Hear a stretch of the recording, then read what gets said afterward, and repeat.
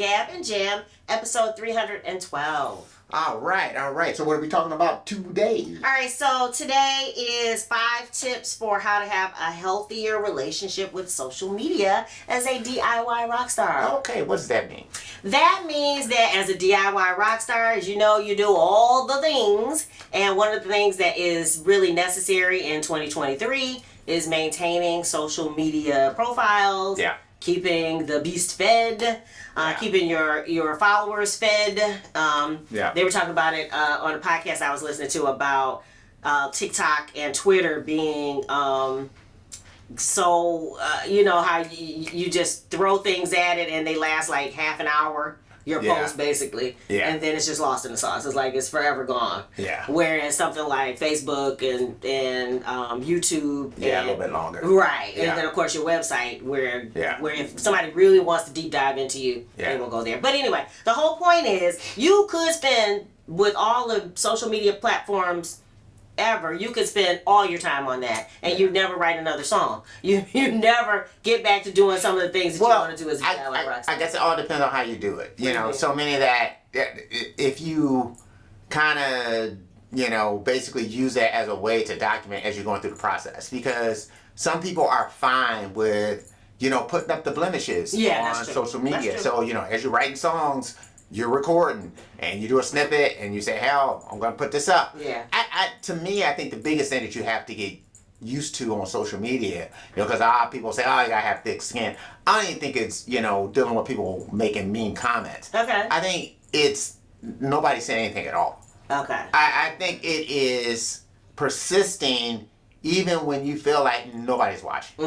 Is that I think that is the hard part. And then I think that the hard part too is persisting with your own voice. Right. When and not trying other people are not watching. Yeah. And not trying to chase, okay, what can I do to make it where I'll get that attention that this other person's getting. So let me let me figure out how to do this. Let me, because then you start kind of chasing your tail, and to me, that's almost like playing lotto. Yeah. And saying, okay, there's one way to get rich. Either I could make something that people want and I invent this and then I take it to the market, or you can say, I'm going to get rich and what I'm going to do is I'm going to play lotto. Right. And I'm just going to keep playing lotto. Yeah. And to me, when you're chasing that logarithm, you are playing lotto. Yeah. And I'm saying I think that's the hardest part, at least from the people that we know that have been doing this, that have decided, oh yeah, I want to get out there, I want to, I want to start a channel, I got this idea.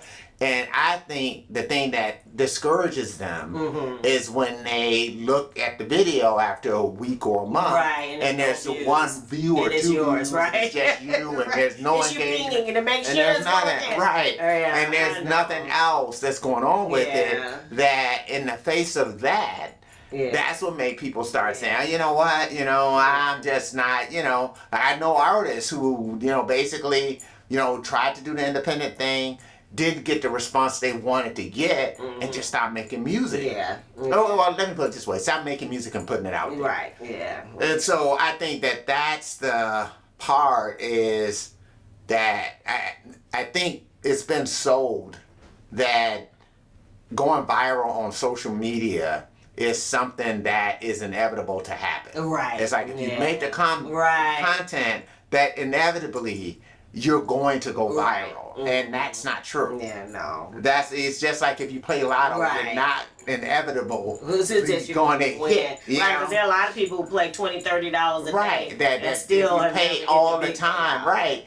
That that as long as you keep paying it along your lifetime, that you're gonna hit, and that's just not true. Yeah. So, and when they do, they only make a few bucks, but it's not the big jackpot, which is what they're going for.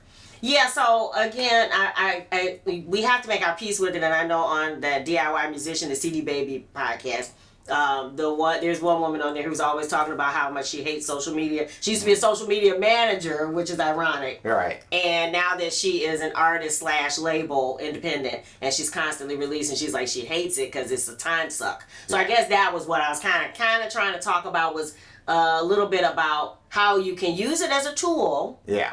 But not let it, because that's what she was saying, is that she'd much rather be writing another song then, and since she has to do all the promotion and everything for all her own things, she's like, well, I have to use it, but I don't enjoy using it, and when I don't need to use it, I don't want to use it. And so it's kind of, I guess for us, it used to be more of an enjoyable experience. Now it is a little bit more of a business, a transactional thing. However, I know we do try to get on there and actually support our peers, you know, and some of the people that we know. So we do spend enough time on there to keep those connections warm. But as far as scrolling endlessly, I don't even have a concept of that anymore. Not doing it anymore. No, because it just, like you said, the algorithm keeps feeding me the same 3 people, so it's like that I have to go out and find my, you know. Yeah, you do. Sometimes you do have to do that. So for me, the ways that we can make it a healthier relationship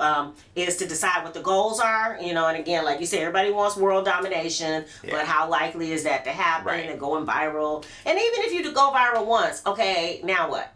Like, does that mean that now you get a $10 million paycheck? No. Or it sometimes it's not even the money as much as it is the fact that you have all these eyes on you. And so sometimes just getting the attention could be that thing that makes you say, oh, you know, okay, this is, you know, I got to get it again, you know. And so it could kind of get you going back into this thing again. But, you know, I think about like that guy that went viral with that rich man from Richmond thing. And, you know, like he was, a few months ago, he was everywhere. And now I don't see him at all. It's not to say that nobody's listening to his stuff. They probably are. But, you know, but that's the way, you know, going viral is. It's a moment. Whereas I think kind of what the woman on the podcast was saying and what we continue to say is it's about building out your community, building out the platform. It's about, again, nurturing followers, you know, and then trying to get them over to an email list or someplace that is off of social if they're really interested. That way you can actually have control. We can actually email them, like, you know, let them know, hey, you know, these are the things that are happening. And these are opportunities for you guys. You know, sometimes we have opportunities that we can't take advantage of. Like, we keep getting these things for to play its shows in the local Detroit area when these companies come to town and they have these bands. And so I'm saying sometimes it's sending out stuff about, you know, opportunities that we can't take advantage of that are out there. You know, so again, if you on the email list, you have a lot better chance to actually communicate regularly versus waiting for the algorithm to serve up those 5 people. And always remember too, these are private companies, so they can always change either the algorithm, or they can also change their terms and conditions. You know what I'm saying? So what may have been cool yesterday may not be cool tomorrow. Are you talking about Facebook taking down our links? And they waited 2 years. I'm just talking just in general. I know, they're private companies, and you just never know. But all of a sudden, for the past 2 years, we've been putting up this one link, which is to join our street team. Facebook has decided that is not keeping with the community standards. So they have gone back for all of the last 2 years, every post that has ever had it in it.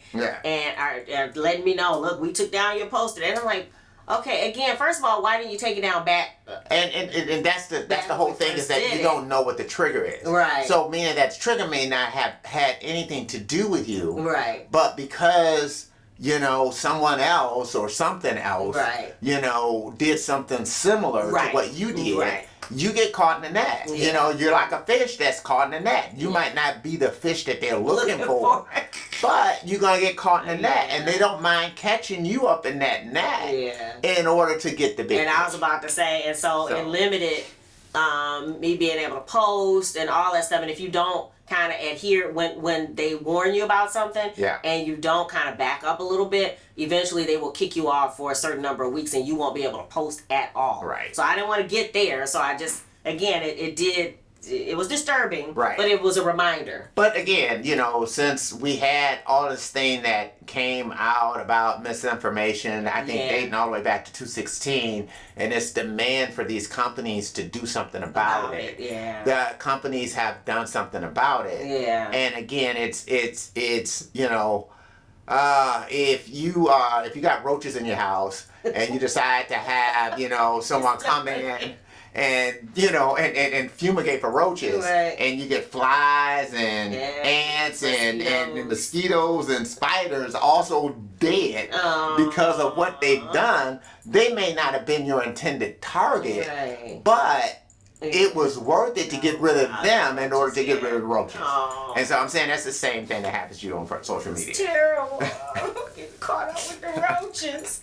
All right, so again, once you figure out what your goals are, then you can, we talked about this on the last episode, but it takes a while to set up your branded profile. So I would suggest that is a nice time suck, but it's worth it because, you know, no matter where people go to find you, that there's something for them to, you know, experience about who you are and what you do. Yeah. And then maybe a sample of your music.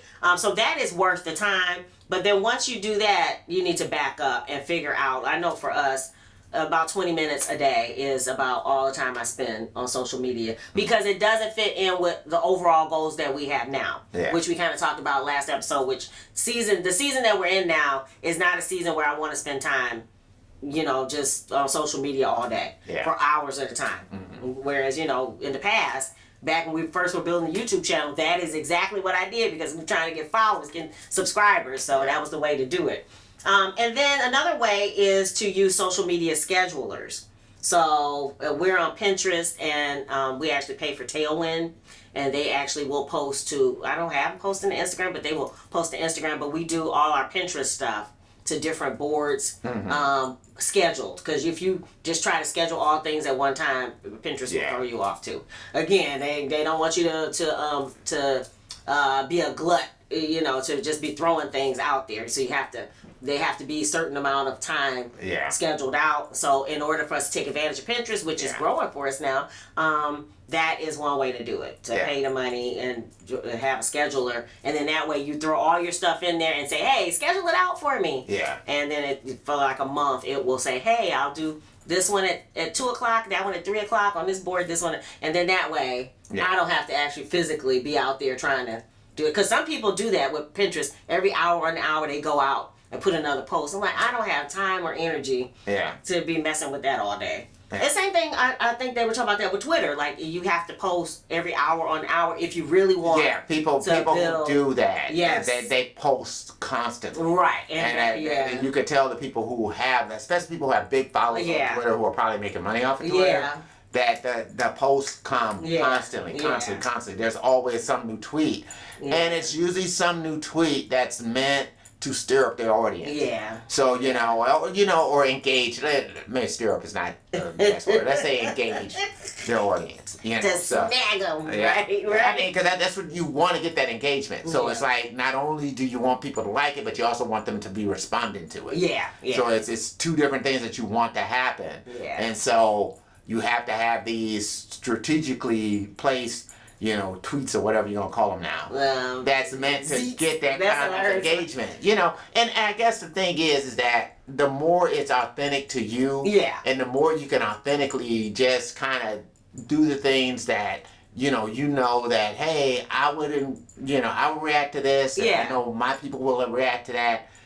That's always good. I think it becomes tough if you start getting calculating with it. Right, yeah. You know, because I think that's when you start kind of bordering on that thing of being inauthentic. Yeah. And sometimes, you know, especially if you have more of a grassroots audience, they may not respond to that. Yeah. To where they don't feel like you're being authentic anymore. You know, so...